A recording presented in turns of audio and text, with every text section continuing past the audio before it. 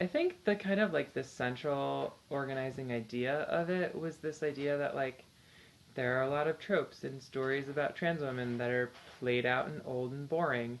And I was like, why don't I write a novel that's not about those tropes, that kind of shows that there's like a novel about a trans woman doesn't have to be about the same boring things that every episode of Law and Order SVU about a trans woman is. This is a story about like she's a trans woman. She's 29. She lives in New York City. She's working in a bookstore, and kind of her life is falling apart. And she's like, "Why the fuck is my life falling apart?" And it's like, Maria, your life is falling apart because you can engage with your shit on an intellectual level, but not on an emotional level. But she doesn't know that, and so she makes bad decisions all the time. That's actually like what Maria's story is about, right? It's intellectualizing and not, or like trying to figure out how to engage emotionally and not really being able to do it. I feel like that's also kind of endemic among a certain like white skewing middle class skewing segment of the trans women's like population, which I feel like is a really safe way to understand one's experience of being trans for a lot of trans women, myself included, that like doesn't necessarily access an emotional kind of uh, component of life, which is like really important. Most of the stuff in Maria's life, it wasn't in the end like I had like a checklist of things that I wanted to show. It was more like, let's imagine this three-dimensional trans woman character and like show what her life is like and what her interior monologue is like. And part of the reason to do it as a fiction novel is that, so kind of my thing about trans biography is it says the interesting thing about being trans is the transition, and that it kind of reifies cis normativity in this way where it's like you're a cis person and then you transition and then you're a different kind of cis person over the course of the timeline. And so kind of structurally what I was trying to do was to say, what if we take a character who's like post-transition and one who's like pre-transition, or like cryptically pre-transition, right? Like who can say what's going to happen to James, and just cut out that part that's about the transition from the narrative and see how being trans like affects someone after that and how it affects their life before that, and therefore kind of have the option or the opportunity in fiction to show that in a lot of senses like being trans is actually like affects at least these characters' lives from beginning to end in these ways that tend not to be acknowledged, or like tend to be occluded in kind of the like conventional or like the commonly understood narrative.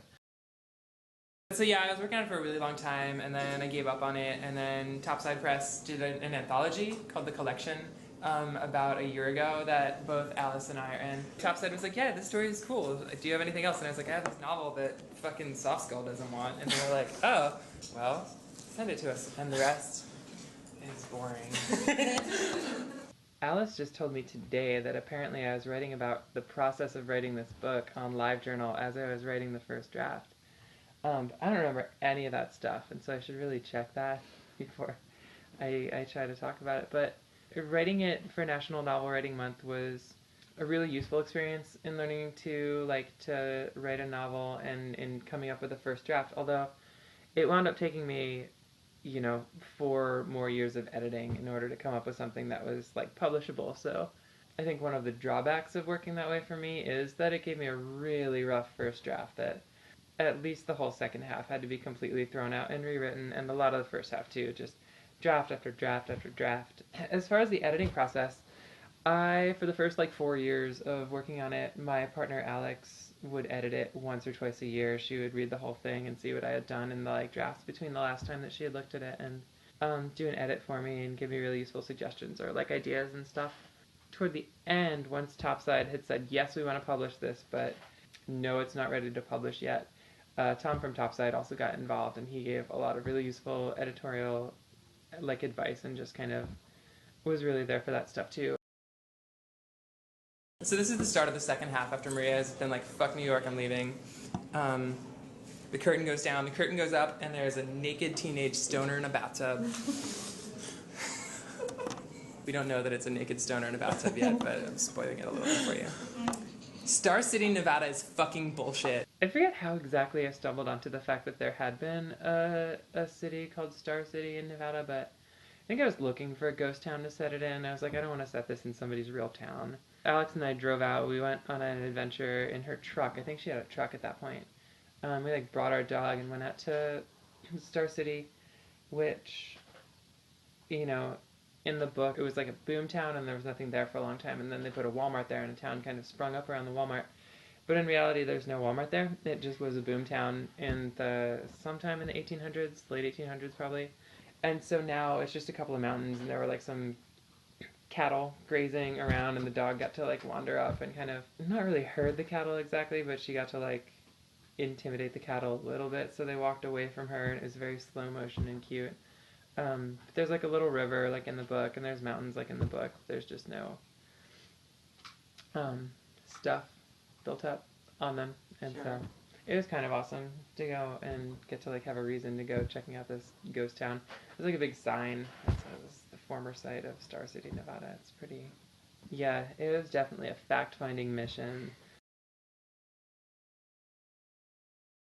I wasn't gonna read this section, but it's got a lot of cussing in it, and I feel like cussing.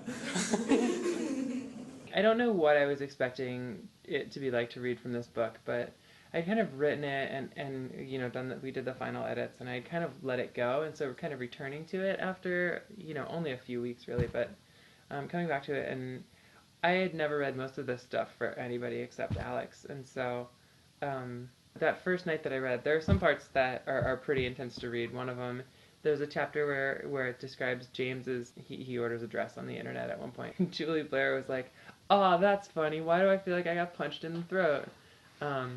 And like it kind of feels that way for me too. It's like pretty intense. And so I read a few different really intense chapters.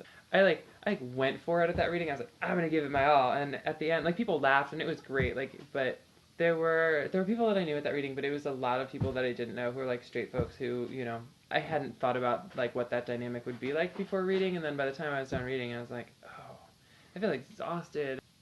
I think I had forgotten that it's kind of like vulnerable stuff about being trans. Like the theme of the book is like vulnerable stuff about being a trans woman. I've had such good experiences on this tour that I feel like I can enter into a room fairly confident that people are gonna get it. That I'm not gonna get um, shit for having written this stuff. Like I haven't even been getting very much like trans 101 questions, which I was kind of expecting. I was expecting to have to make a sign that says like that's really easy to Google and just hold that up when people ask me questions that were kind of not super relevant to the book. Just like, so tell me about being trans. And I felt like very little of that, which has been great. I mean, yeah, I've been exhausted on this tour, but it's been so rad to be able to have those conversations. A lot of really good conversations.